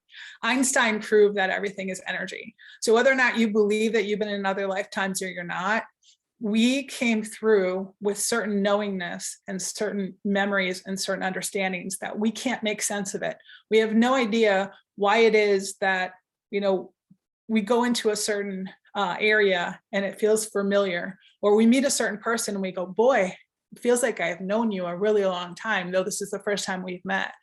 They can't be explained. It's just, I know because I know. And given all time, space is an illusion. I personally don't really care for past, but that's what people call it. Call it what you want, whether you call it other dimensions or other aspects. But I find it very fascinating, and hopefully something I've said is helpful for those of you who are tuning in. Right. And when you say it can't be explained by current science. That's the can't be explained. Yeah. Right. And I know Susy had something to share. Susy, go ahead. Yeah, talking about the shamanic practice of soul retrieval, picking up those pieces of yourself, because when one goes through trauma, you will leave pieces of yourself around there, whether it's the emotional or the heart or the the mental part of it. And it is a journey that one can take. I've had people float around in a Merkaba, and if I can find mine here, that is a particular shape, which of course it's now hiding, but nope, never mind. But it is the one that has the two pyramids that are intersecting in such a way that all the points are there. It's a very protective shape. And whether you make it a crystal or just energy, you can use this Merkaba to travel into this big old wobbly time thing and pick out those pieces that you see that are yours and help them reintegrate into yourself. So that inner child who is hurt so deeply over somebody taunting them or through abuse or whatever, and you can work to rebuild your energy and to rebuild your heart through this soul integration process. It's amazing and really profound. And then to speak on identifying your past lives, I mentioned earlier that you can look at those things around you. Hypnosis is great because that allows you to go really deeply into what the lessons are. But as you are looking at those things that strike a chord with you, like there was a long time I was like, oh, Renoir, he's like the best artist ever. And I saw a painting of his and I felt this pull from my heart. I was like, oh my God, I was there. So it turns out I did a lot of research into it. And yeah, I feel very positively that I was around at that time. And you'll look at those recurring patterns in your life. And you can see, why does this, like Michelle was talking about, why does somebody feel familiar to you? That's either a soul family or a litter mate, if you will, or somebody you've shared past lives with. And there's that click. It's an amazing part of the healing process, and you get to embody. See, we're all source in a human body, and that makes us all connected in deep ways, so that as our healing happens, we heal other people, and you can see those things through other people's eyes. And I did an interview with somebody who said, we are the eyes of source. And our experiences here, as we shed this mortal coil at some point, gets to go back up to source, so we can make it an even grander experience, an even grander thing. And so doing whatever we can to find those pieces of ourselves that we've left behind and pull them back in helps us to live that fuller life. And the heart, those leaks in energy that Henry was talking about, those leaks in one's energy, you can fill those in. I don't know what the Japanese artist called when the vase breaks and they add gold to it. So you can see those cracks in it. You can see that that's what helps your whole to shine, that's what helps your soul to shine in those amazing and unique ways. So I am grateful for these opportunities that we have here to work on pulling those pieces together and to do the things and to find the people who connect us together and that we're connected to. There's I don't remember when it is, but in Thailand, some of the pottery, particularly like bowls and dishes, white decorated in like a blue or a black. There's the inner circle has a fish, and always there's a part of the fish that pops outside of the inner circle.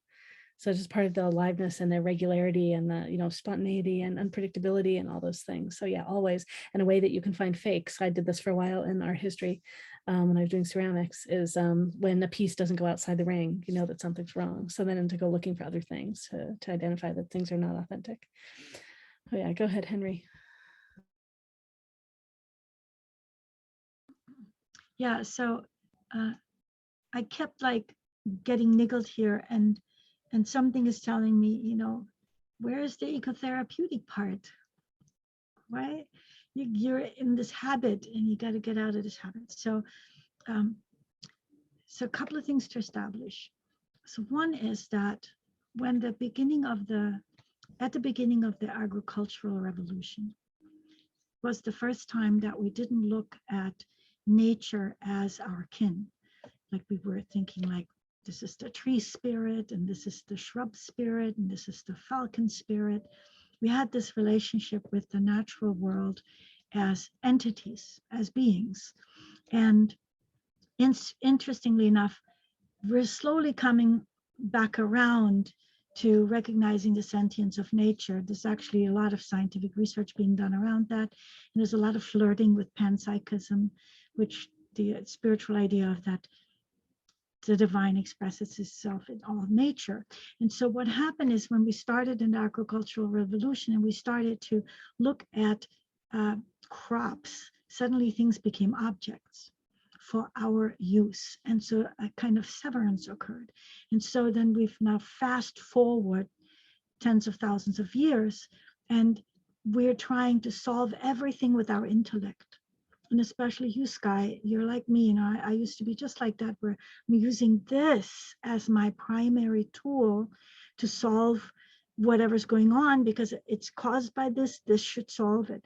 But who was it who said that you can't fix the problem with the thing that causes the problem? Was that Einstein who said something like that? I'm paraphrasing. So, but I'm sure you've heard of this before. And so in ecotherapy, first of all, what we're saying is that there's not nature in us. There's just nature. And we are nature. And this is indisputable. We just don't act like it, and we don't experience ourselves like it. So something extraordinary happens when we go out in nature. So really what, I forgot the name, maybe it's Rubin, who termed nature the more than human world. And so when we go out, I love that, very poetic, when we go out into the more than human world, not necessarily to ask nature to heal us and fix us, but to just experience ourselves as nature. These kind of man-made, if you will, problems get reseated, because right now they're seated centrally, and they get reseated as more peripherally.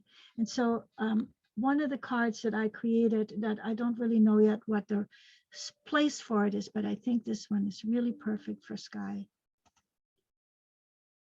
One of the cards that I created to express the eco-psychology. So it might become part of a different set, or it might be a part of this Tarot Oracle deck. So it's like, can you see this person laying in the tree? So it's as simple as that. So there's no other decoration. There's like, I like to design things. There's nothing else to say here. There's just allow yourself to be part of nature. And something happens that I can promise all day long that this will have a profound impact, but you only will know if you actually do it. So that is what came up for me, going into nature and just experiencing ourselves as part of nature. has a way of being a corrective.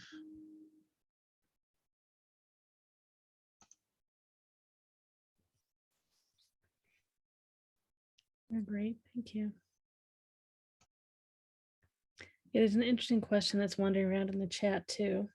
A couple of parts of it. One is that if one simply prays and asks for, or that was the language, prays and asks, if one asks soul pieces to come back, that we're ready for them to return, will they simply return?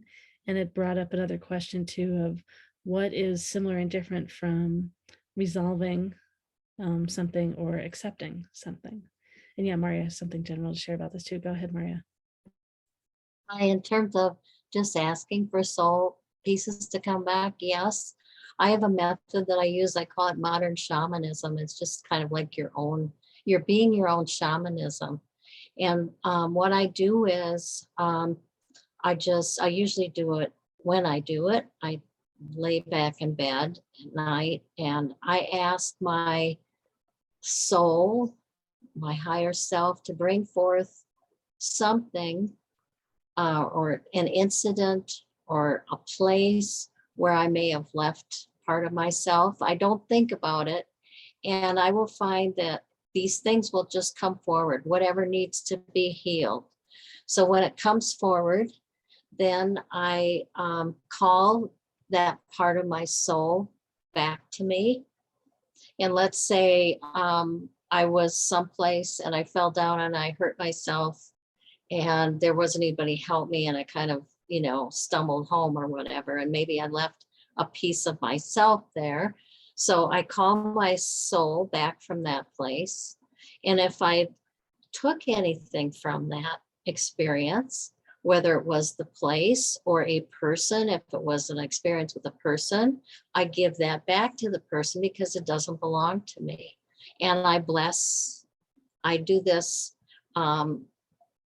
with my blessing, with my forgiveness, and I welcome back that part of my soul. And I've found that, I can't tell you how many exactly, but maybe there were 15 incidents. There'll be incidences with people mostly that come up for me that I had forgotten about. And my higher self, my soul, just brings that forward. And it's very effective. It's been very effective for me. So yes, you can do that.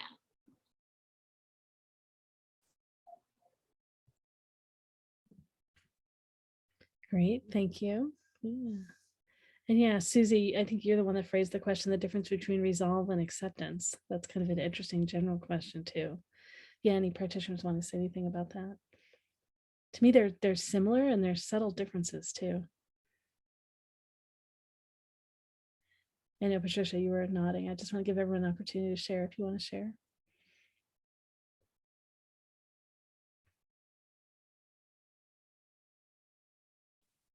See, I asked the question because I don't know the answer. So anyone who wants to chime in, I would be really grateful because resolving feels like integrating, but okay, so maybe I will just blather until I figure it out. But then accepting is like, oh, it happened. So I don't feel like acceptance is always a complete process. And please tell me if it is.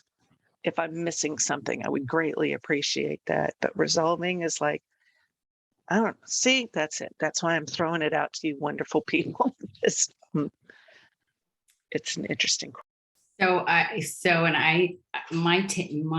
interpretation of that would be that resolve could be, I'm resolved, I'm just going to accept this, whatever it is, I'm just going to deal with it. Whereas acceptance to me implies, a willingness to receive. That's just how it seems to me. So they seem more similar to you. You said resolve seems willing to receive. Yeah. No, acceptance seems more, more willing to receive. I'm accepting this. I'm taking this. I'm receiving. Whereas resolve means I might not like it, but I'm here it is. I'm resolving to accept it. Yeah. They That's both just have my interpretation. they both have a kind of a flowing, it can be like an unwinding, but a flowing kind of energy to them. And yeah, acceptance has a bit more of a like an inward on the of the being somehow. And right resolve, I think it can just be like a slipping, sliding, unwinding that doesn't have that inward somehow energy. Yeah. Although ironically, right, acceptance can be that something's not happening too. So then it's there's Mhm. not the same active in, but there's an inclusion, like a yeah, it's like including in the space, even though it's including of absence. Yeah. Hmm. Yeah. Yeah. If anyone else, I don't think anyone else has jumped in yet. Lorelei, did you say it's including of absence? Well, so if I accept, so like if I accept that someone has left my life and they're not coming back, Oh, I right, I see. accept that that relationship is over. Mhm. Then there's it's an acceptance, but it's not, it's it could be like I'm shrinking myself in a way like that's not here, but it's an acceptance of the like the break and the flowing away. And so it doesn't have the same, yeah, so acceptance has different meanings. Thanks. Yeah.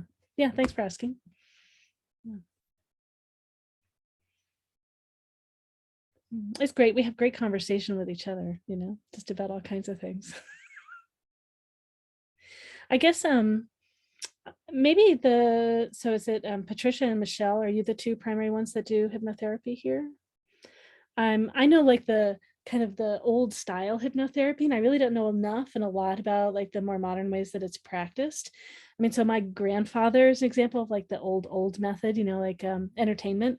And he was brought up on stage and he was given the suggestion that the next time he put a cigarette to his lips, it would taste like vinegar. And he's one of those people for whom it never went away, so he stopped smoking.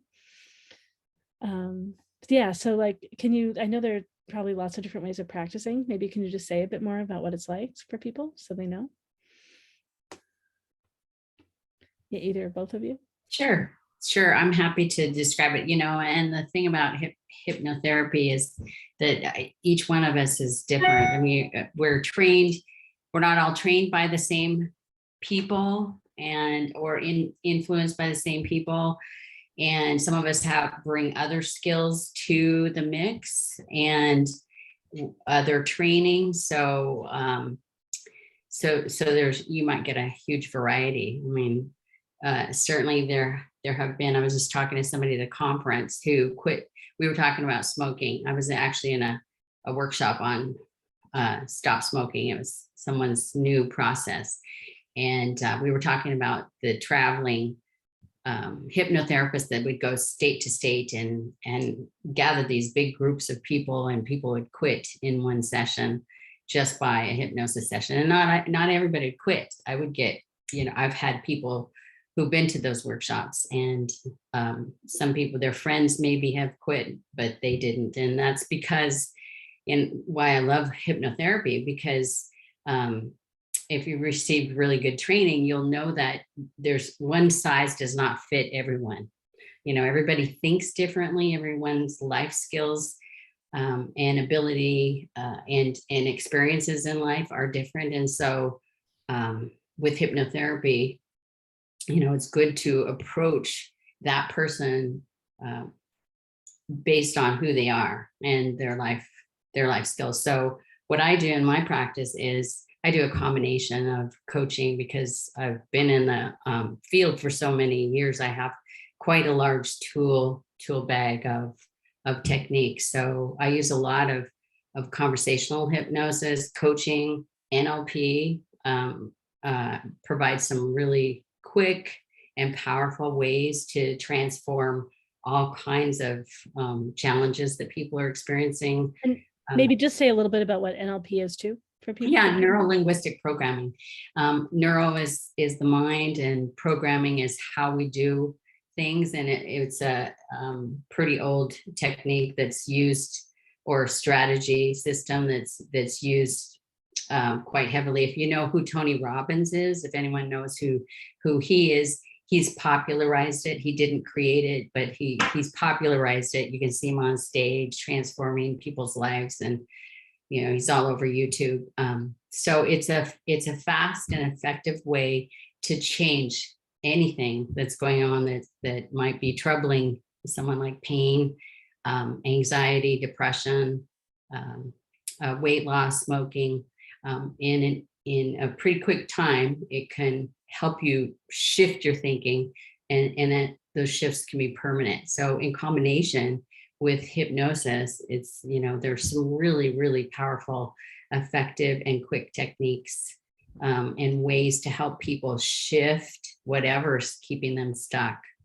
And then I myself, my background's also in fitness, so I involve the body in a lot, because we can't just, as Candace Pert, who was the author of the emotions, as she said, because the late Candace Pert, you can't heal by just talk alone. You have to involve the body in some way. So yeah, that's kind of how I approach it. And I believe that I'm super confident, and I've seen, hundreds and hundreds of people, that anyone that comes to me will be able to resolve whatever is going on with them. And I just love what I do, because it's just a blessing to help people shift from where they are feeling stuck to where they want to be. So I hope that answered your question or gave a little bit more information. Yeah, that's great. Michelle, do you want to say anything else about how you practice? I practice intuitively. It was funny because I originally got into hypnotherapy because I had thought that I was going to be working with medical doctors for people that were allergic to anesthesia, et cetera. And what started happening was, as I was putting myself through certification, and it's very similar to what Patricia said, depending on who you go to and the school that you go to depends really on the kind of training. The training that we received was, in order for us to get certified, we had to practice so many hours with clients, and then we had to prove that we did that work. And so as I was practicing with certain individuals, I was working with them on different techniques, and every single time their loved ones were coming through. And I was like, I can't talk about this. That's not why I'm doing hypnotherapy. But they were in this deep, deep state, and their loved ones were like, but they're very open to the messages. Come on, give them. And so eventually I stopped fearing judgment, et cetera, and started relaying the messages. And people were like, this is what you're supposed to be doing. Like, why are you teaching people how to quit smoking or, nail chewing when you're supposed to be helping them dive deep into themselves? And so it sort of just took off from there. And everybody is on a different path. And for me, I'm so intrigued. Like, my latest thing is I'm so intrigued with medical hypnotherapy. I am finding that just about every single thing that we possibly could have that affects us medically that has lasted longer than 6 months is because there's some conflict going on in psyche. And hypnotherapy can help address that so quickly. Why do people have an autoimmune disorder that actually, we turn against ourselves? It's self-sabotage. And it's like we have to address it from a different angle and from a different way. And so I love all these things, and I love how hypnotherapy allows people to go deep within themselves, because all of our answers are there. And it's a tool that helps people go deep within. And whether you call it hypnotherapy or you call it, whatever, every single one of us are doing it. We're all helping lead people back home within themselves. And so that's why we're all here, so we can discover who we are at a deeper level.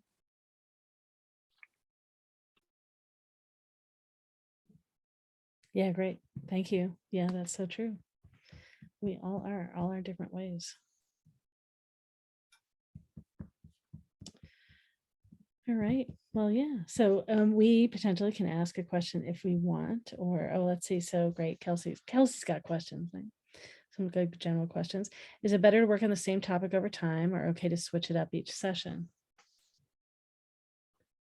They probably get all integrated in various ways based on what intuitively is in flow. But yeah, go ahead. Whoever else has answers to that.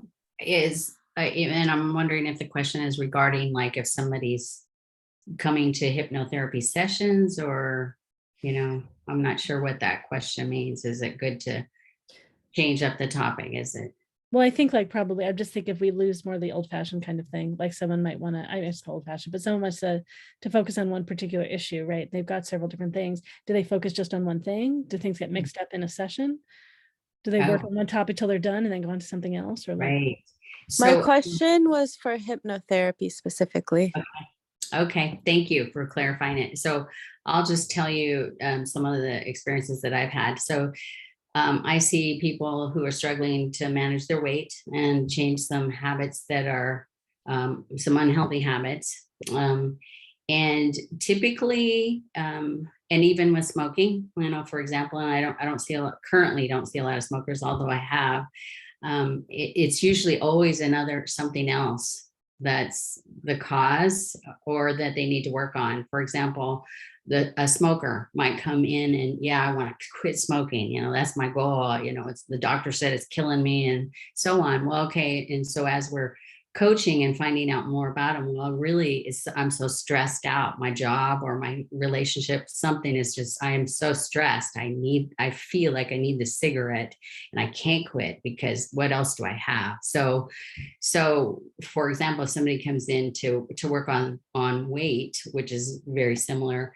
and they just want to lose weight and correct cravings and stuff. Typically, the way I see it is that is a presenting challenge.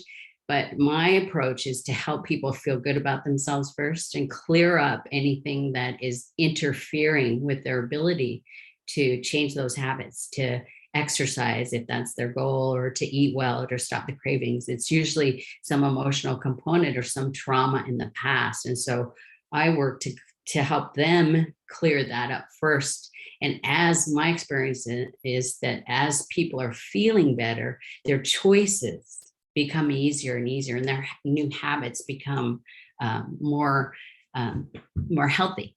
So I work holistically with people. It's not just one thing. It's not just the smoking that you quit, like the person, Laureli, you were talking about that tells people to quit, that told people to quit smoking, that old time person. That's not how I work. I work holistically because everything relates to everything. Hope that makes sense. Kelsey, I think it was. So I might, every session that people come to with me is going to be different. It's like, what's up for you today?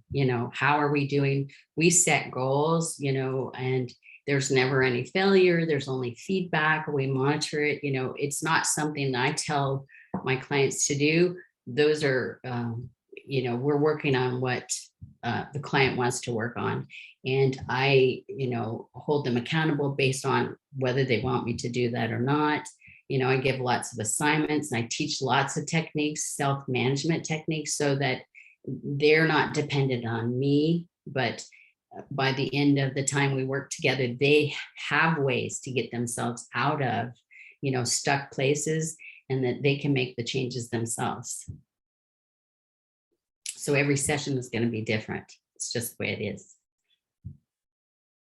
You're building on more and more. Great. Skill building. Yeah. Yeah. Great. Well, it just seems a little quieter tonight. We don't have any other questions that are coming in. So maybe we just end a little early tonight. So let's all go around and share again who we are, what we do, how people can reach us. So someone watching the video later can find that. I recently put all of our contact info in the chat again, so I think that's all there available for everyone. If someone, maybe one or two people came in later, if you don't have it, let me know. I can go ahead and send that again. We all have specials, so you have opportunities to work with us. lower prices, early bird prices, smaller packages, all kinds of different things. Yeah. So thanks so much. I appreciate the conversation very much. It's been great. And I'll talk about some of our upcoming events too. We've got lots more events happening. All right, maybe I guess Susy, Henry, Marya, Michelle, Patricia, and myself. We'll talk about MeWe. Go ahead. Okay, thanks, Lorelei. Thank you, everyone. This has been really, I love hearing the conversations that go on here because I learn as much and pick up as much, and I get to apply what I've learned recently. And it's very heartening for me. It helps me to pick up those pieces of myself that I may have left along the way. My name is Susy Parker Goins. My website is bluelightninghealing.com, and on there you can find access to the podcasts that I've put together, about 170 of them, and you can search the database.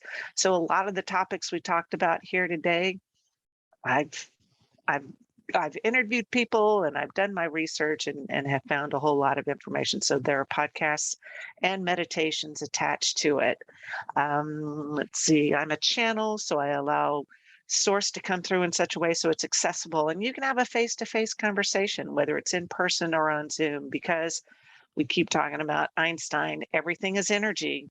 And you can't help but manifest what you direct your energy to. And so energy healings through online are amazing and they work. Let's see, I've got a 20% off any session with MeWe 20. And I encourage you all to take advantage of that. I'm looking forward to talking to everybody. I don't think I've missed anything. Oh, you can contact me at Susy, that's SUSY, at bluelightninghealing.com. Thank you all again. Yay. Thanks so much, Susy. Did we say Henry was next? Oops, Henry's still muted. All right, so I am Henry India Holden, and I work with people on their soul purpose or their divine purpose. And I love the journey that you're on, whatever that journey is, because I find it extremely exciting and thrilling and inspiring. And so as a life coach, certified life coach, part of it, of course, is to get you from point A where you are to point B where you want to be, and then work through why you're not already there. There's a reason for that. Usually it's not like, oh, I just didn't know. It's like fears or limiting beliefs or negative experiences or lack of having been given permission. Sometimes we need permission. So there's all kinds of reasons why we're not fulfilling ourselves and our life the way we want to. And so I work with you on that, and I use a number of different modalities. Now I'm using ecotherapy as well, because so many people are so afraid of what's happening in the world. And also so many people want to start being part of the solution. I use the tarot, I use spiritual counseling, and I use the just simply being with you and believing in you. And you can reach me at henryindiaholden.com. And if you look in the chat, you will see the link to the free conversation. So 30-minute conversation, it's completely free, no strings attached. You just talk to me and I'll talk to you.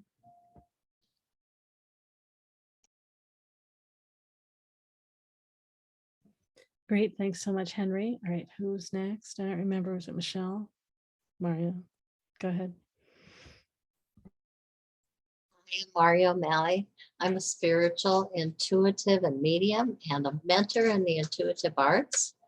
I work with informed beginners to advanced intermediates. And I enjoy tailoring the mentoring to what you are looking for, whether it's discovering your gifts, developing your gifts, or simply having feedback as you use your gifts. I do have also, as some others do, a free call if you want to talk about your path, or if you want to talk about mentoring, I will talk with you free of charge, and you can see if any of my services might be a fit for you. If you look in the chat, you'll see a link to my scheduler, which is Appointment, and you'll see the various services, including the free calls and some discounts that I'm offering MeWe wise. And that's a discount of 20% on reading or discount on 4-session one-to-one mentoring. I've enjoyed this evening. Thank you for coming. God bless. Thanks so much. And sorry, I didn't mean to distract in the middle of your share there. There's the snoozing dog. I know it's too much reflection, but yeah, anyway, he's still sleeping through all this even while I'm talking. All right. Go ahead, Michelle. Namaste. Just wanted to say thank you for all of you just hanging in there. I know that the energies have been, I mean, tonight, the energies I could feel like a lot of people, things are just a little scattered, you know, in terms of, I have an astrologer friend who said today it's like pick a path and try to stay on it, but you're gonna be distracted and pulled in a lot of different ways. And so the fact that people could even hang in here for this, amazing. I love that you all were here to join. And if there's something that resonated with you in terms of my work, you can find more about me at Soulfelt Bliss, SOULFELTBLISS.com. I also, I know Laureli posted it for those of you who are near or considering coming to Montana. I have an in-person retreat coming up. And so I'd love to have you there, have an early bird rate listed there. So thanks everyone for joining. Just remind us, what part of Montana are you in? Whitefish. It's northwest Montana near Glacier National Park. Yeah, beautiful area. Patricia. Yeah, well, first of all, I want to thank you, Laureli, for inviting me in this panel. And I'm so impressed with the level of, you know, expertise with all the panelists here today. And so thank you. I've learned a lot from you all just listening to you talk. And I also just want to just reach out to all the people who are on the call or in the class, or however we're calling this, because this is my first time here and I wasn't quite sure what to expect. But you know, I think it's fantastic what you do and how awesome. I mean, if I was on the other end and calling in, I mean, I could see a lot of people being able to do that I know, to get help online and to get information. This is just a great forum, Laureli. And I also just want to say a little bit about what I do. What I am seeing the most, because I have worked with pain management, lots of, you know, every issue you can imagine, lots of abuse, of course, because people come to me because of my background working in child abuse. But the last few years, even pre-COVID, my practice has gravitated more towards, or attracted more people who are struggling with anxiety and depression. Stress management. And since COVID, it has just widened. You know, I'm currently seeing some teenagers whose parents have hooked them up with me. Our kids, you guys, you know, if you pray or not, or send energy to them, our kids, I'm so worried about our kids and how they have experienced these last 2 years. They really need help. So if you or know anyone that has a teenager that's struggling and being you know, debilitated by stress and anxiety, you know, there's help. Please encourage them to get help. And my business, you can find me at integritycoachingandtraining.com. And I'm happy to do a consultation with you, and love to talk to you if you need help, or send you on to someone else who might help you even better than me. Thanks, everyone. Great. Thanks so much, Patricia. Yeah, these panels are great experiences. We have loved doing them. It's great fun. So that's why so many of our panelists come back again and again. We do usually have more questions, and yet great questions tonight. Lots of rich things to dive into. And I'm Laureli Shimayo. I'm an intuitive eye reader. I read your eyes, read your soul through your eyes, and answer questions about your soul, your path, your purpose, career path, relationships. If you show me photos of other people you're connecting with, I love to use this for matchmaking, for romance, for business. You want to partner with someone in a business, who's the person to partner with, and the type of business that you want to do, given who you are and who they are. All kinds of ways I can help connect people together. And body psychology. So being aware of the messages coming through your body and ways to use your body to shift and open and move forward and be in your power. Express your purpose through your body. Oh, so I'm at LaureliShimayo.com is really the best place to go find me and all the different things I do. It's LaureliShimayo.com. I do a 20-minute complimentary session. People want to just chat and talk about what it would be like to work together. And I also offer my sessions at 40% off. The information's in the chat. I'm going to post it in the chat again. I also offer a lower BIPOC rate as a step of making reparations, just like we offer a lower price for answering questions, asking questions on the panel. Same for getting booths at a fair. I offer opportunities as a way of like doing my part to try to make up for the mess that we have in society and the things of the past. Let's see. So some of what I do in my work is authentic relating. I have an event tomorrow evening also, Be Here Now in a Circle. It's considered a social meditation or interpersonal meditation. It's being here in the moment with other people. And I offer other events like that coming up on Tuesdays. I'm going to do a 4-week deep dive in May and June. And I also am doing an authentic relating games night. Be Here Now in the Circle is just being here in the moment. And games, there are exercises or games that we do together, pairs, small groups, and large groups. So I'm doing date night, bring one, find one. That's coming up again on May 25. Just did one of those last week. And I'll put my info in the chat in a moment. And then we also have MeWe fairs. We have lots of different upcoming events. Also, I put in the chat a feedback form. If you'd like to share your feedback about the event today, we'll enter you in a drawing for a free 30-minute session with one of us of your choice. Of those of us participating in that, I think probably all of us are. So some of our upcoming events on Wednesday, we have a practice circle. So this is where if you're practicing any modality or you want to just explore your intuition and see what comes up with people, we'll support you to do this in a safer, held environment where you'll get together with your peers and practice whatever your new skills are, modalities are with each other.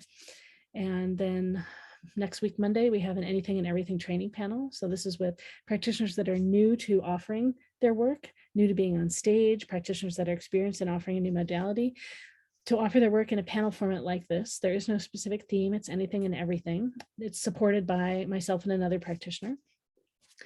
As they offer their work, and it's half price to ask a question at that panel. We have a panel on witchcraft and alchemy coming up on Friday the 13th. We have a fair coming up again on June 1 online, and a panel on animal communication coming up later in June. And then in person, we're going to be in Anacortes, about an hour and a half north of Seattle, in a couple of weeks, May 14 and 15, and we'll be back in Portland June 4, 5, and then in Linwood in the northern part of Seattle, June 11, 12. We have been having lots of in-person fairs. We just had a fair in Bellevue here in the Seattle area just this weekend. And the last weekend we had a fair in Eugene in Oregon. And I've lost track of where they all are. I also should say May 21 and 22, there's a fair run by BEPC, Conscious Wellness Expo. That's in the south part of Seattle in Kent. That's a great event. The organization has been around for over 40 years. I'm a key volunteer that helps run that group. We have presentations monthly and the expo now twice a year, getting back to doing several times a year. It's run very much like my fairs. I've influenced some of how it's run. Great model.